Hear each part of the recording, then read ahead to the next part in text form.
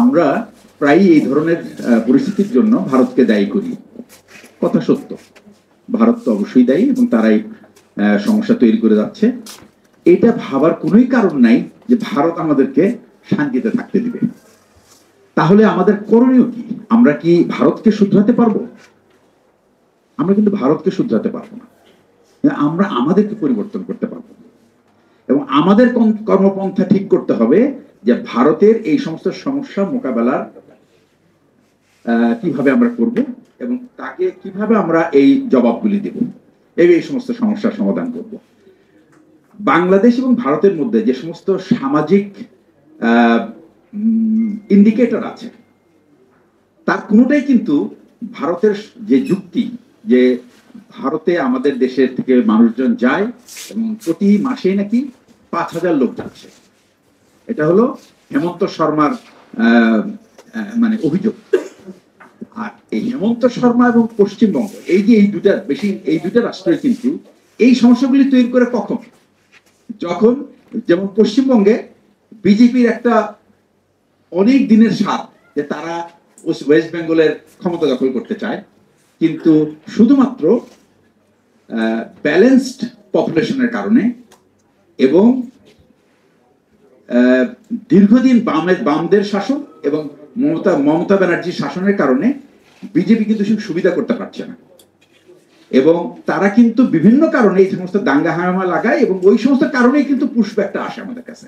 ঠিক একইভাবে আসামেও কিন্তু একই সমস্যা। আসামে এখন বিজেপি ক্ষমতায় আছে, এখন যদি বিজেপি যেন ক্ষমতা থেকে না যেতে হয় সেই জন্য এই ইস্যুটা তারা তৈরি করে রেখেছে। তো এই ইস্যুর সাথে আমরা মোকাবেলা করবো কিভাবে? প্রথম কথা আমাদের ভাবতে হবে এই ইস্যুগুলি কিন্তু তখনই হয় যখন এই ইলেকশনটা কাছাকাছি আসে।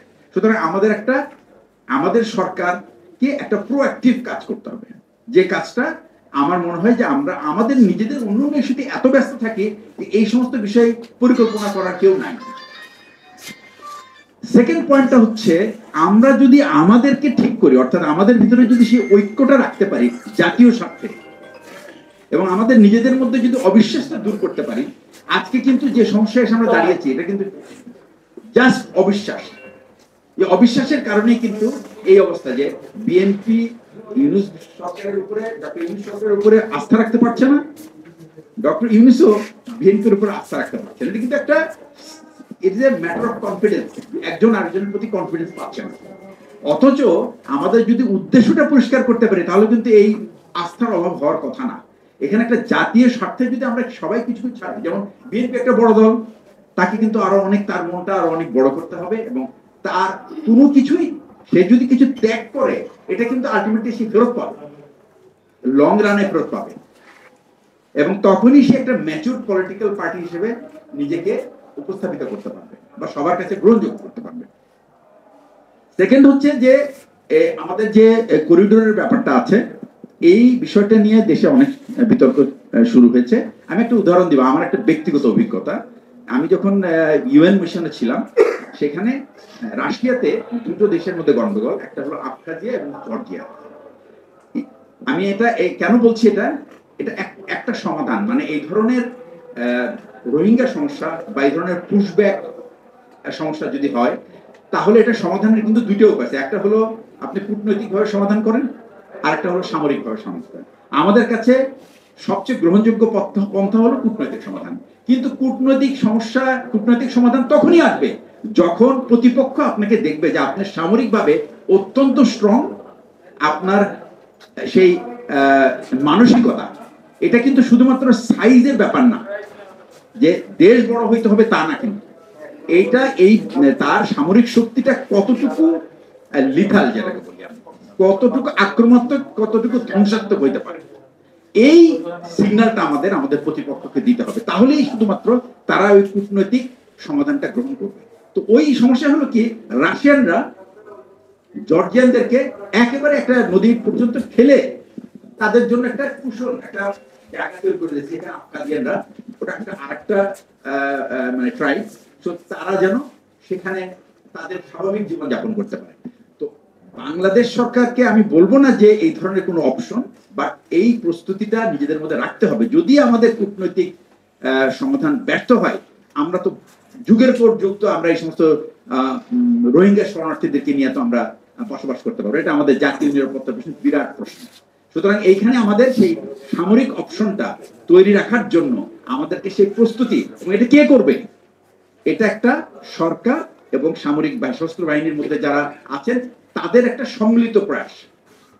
এবং আপনি যদি খেয়াল করে দেখেন যে, আমি আরেকটা উদাহরণ দিব, আমি জাতীয় ঐক্যের ব্যাপারে এখন সবাই এই কথাটা খুবই গত 15-16 বছর কোথাও উচ্চারণ হতো না। শহীদ রাষ্ট্রপতি জিয়াউর রহমান, আমি ওনাকে ব্যক্তিগতভাবে দেখেছি, আমি সামরিক প্রশিক্ষণ নিয়েছি ওই সময়, আমি ওনাকে দেখেছি একটা আমাদের একাডেমিতে। কিন্তু এখন আমি তার ব্যাপারে, বা তখন থেকে আমরা তার ব্যাপারে পড়াশোনা করে জেনেছি। এখন যদি আমি চিন্তা করি, তখন আমরা আসলে বুঝতাম না ব্যাপারটা। উনি কিন্তু সবচেয়ে বেশি গুরুত্ব দিয়েছে একটা ব্যাপার, সেটা হলো জাতীয় ঐক্য। এবং জাতির ভিতরে উনি কোনো সময় দেখেন নাই যে এই দেশের মানুষ, সে যে রাজনৈতিক দলেই থাকুক না কেন, সে তো এই দেশেরই মানুষ। উনি প্রেসিডেন্ট সবার জন্যই। উনি বিএনপির জন্য প্রেসিডেন্ট ছিল, আওয়ামী লীগের জন্য প্রেসিডেন্ট ছিল, জামাত ইসলামের জন্য, সবার জন্য প্রেসিডেন্ট ছিল। এবং উনি কিন্তু ওই দৃষ্টিকোণ থেকে নিজেকে সবসময় বিচার করেছে। এবং চিটাগং হিল ট্র্যাক্সে আজকে যে সেটলাররা, যাদেরকে বলা হয় সেটলার, উনি যদি তখন এই সিদ্ধান্তটা না নিত, তাহলে আজকে আমরা হয়তো চিটাগং, পার্বত্য চট্টগ্রামকে আমরা রাখতে পারতাম না। সুতরাং উনি কি দেখেছে? উনি কিন্তু রাষ্ট্রনায়ক হিসেবে দেখেছে যে আমার এই জায়গায় আমার ডেমোগ্রাফিক ব্যালেন্স আনার প্রয়োজন। আমার পক্ষে কে কথা বলবে? পার্বত্য অঞ্চলে আমার পক্ষে কথা বলবে বাঙালিরা। সুতরাং আমার বাঙালিদেরকে, এবং কাদেরকে নেব আমি? যাদের জমি নাই, যারা ভাসমান, আমি তাদেরকে নিয়ে যাব এবং তাদেরকে ওখানে জায়গা দিব। কারণ পার্বত্য চট্টগ্রামের কিন্তু প্রায় 92% জমি কিন্তু সরকারি, মাত্র 8% সম্ভবত যে এই জমিটুকুই শুধুমাত্র প্রাইভেট ল্যান্ড। এই 92% জমিতে যে, এবং বাংলাদেশ সরকারের সেই অধিকার আছে যে আমি কাকে কোথায় রাখবো। যদি আমার ভূমিহীন মানুষ থাকে, তাকে আমি কোথায় রাখবো। তো এই বিষয়টা মাথায় রেখে কিন্তু করেছে উনি। কিন্তু কোনো শুধু দেশের কথা চিন্তা করেছে, সার্বভৌমিত্বের কথা শুনতেছে, এবং সবার ভিতরে যে ঐক্য, সেটাকে উনি ধরে রাখার জন্য। এবং এই সমস্ত ইস্যুতে কিন্তু উনি সবসময় ওনার সে মহত্ব উনি দেখিয়েছেন। উনি কারো কোনো বিভাজন রেখা করার চেষ্টা করেনি। যে কোনো রাষ্ট্রনায়কের প্রথম কাজ হলো সমাজের বিভাজন দরকার। আজকে যে পরিস্থিতিটা আমরা হচ্ছে, ভারত থেকে কেন আমরা এই চাপ করছি? কারণ আমরা নিজেরাই এলোমেলো। আমরা যদি এলোমেলো থাকি, তাহলে ভারত আমাদের এই সুযোগ নেবে। সুতরাং আমরা ভারতকে দোষ দিয়ে কোনো লাভ নেই। আমরা নিজেদেরকে আমরা গুছিয়ে ফেলি। নিজেদের যে সমস্ত ছোটখাটো বিভেদ আছে, সেগুলি আমরা মিটিয়ে ফেলি জাতীয় স্বার্থে। এটা যদি করতে পারি, তাহলে আমরা একমাত্র এই সমস্ত পরিস্থিতি আমরা একত্রে মোকাবেলা করতে পারবো, এবং সেটার জোর তখন অনেক শক্ত হবে এবং অনেক শক্তিশালী হবে। এই বলে আমি আমার বক্তব্য শেষ করছি। আসসালামু আলাইকুম।